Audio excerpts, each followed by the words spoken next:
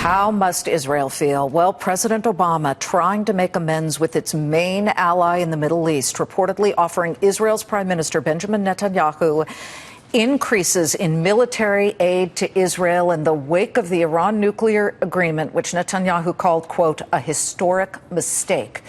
Is this a consolation prize? Is it being welcomed at all by the Israelis? Well, we're bringing in a man who has been very critical of the Iran agreement, and he's got his pulse on what's going on there. He is Ambassador Dan Gillerman. He served as Israel's ambassador to the United Nations from 2003 to 2008. And we welcome you, sir. Thank you for joining us live from Tel Aviv.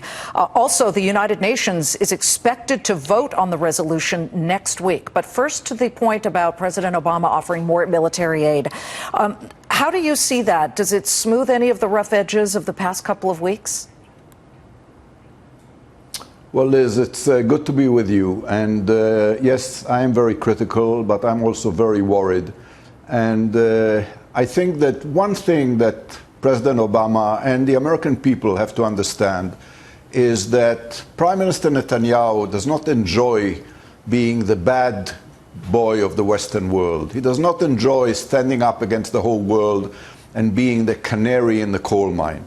He is truly very, very anxiously worried about Iran becoming nuclear and honestly believes that the deal that was struck is a deal that will not only not prevent Iran from doing so, but encourage Iran to become nuclear. And therefore, I'm sure that Secretary Carter will be very warmly welcomed in Israel. He's a friend. America is a friend. The American people are friends. And I believe the president means well. But I don't think Prime Minister Netanyahu at the moment will settle for anything less than a revoking this very bad and dangerous agreement. And therefore, my assumption is that he will listen very carefully to what the secretary has to say. He will appreciate the goodwill and the ongoing relationship and cooperation in the military and intelligence fields and security fields between Israel and the U.S. But first and foremost, we'll try to make sure that this agreement does not go through, because he truly believes it is an existential danger to Israel and to civilization as we know it. In my hands, sir, I have the document that the United Nations Security Council and the UN will vote upon, and we pulled out some of the things within it. Fox was able to obtain this. In it, on the first page, it says, welcoming Iran's reaffirmation of the JCPOA, that's the Joint Comprehensive Plan of Action, Vienna, that it will under no circumstances ever seek, develop, or acquire any nuclear weapons. That seems pretty clear. What is it that you see where there's an opportunity for real wiggle room through very ugly cracks on behalf of Iran?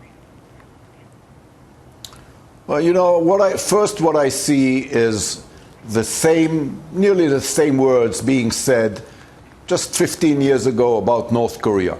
And by the way, Miss Wendy Sherman, who I respect very much, negotiated that deal with North Korea, and President Clinton was a real friend of Israel and really meant well, assured us and the world that North Korea will never go nuclear, and it did.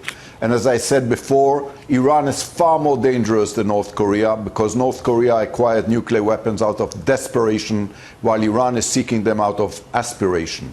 So we have history, we have a precedent of a rogue regime developing nuclear weapons. And you know, there's another huge difference between North Korea and Iran. North Korea, in a way, has a sponsor, which is China, which we may disagree with, but which I think wants North Korea to be under control. Iran has no sponsor. It is itself the sponsor, the main sponsor of terrorism around the world. It still carries out, harbors and finances terrorism all around the world, not just in our region. And therefore, we believe the Iranians. We believe them when they say they want to wipe Israel off the map, when they say that death to America.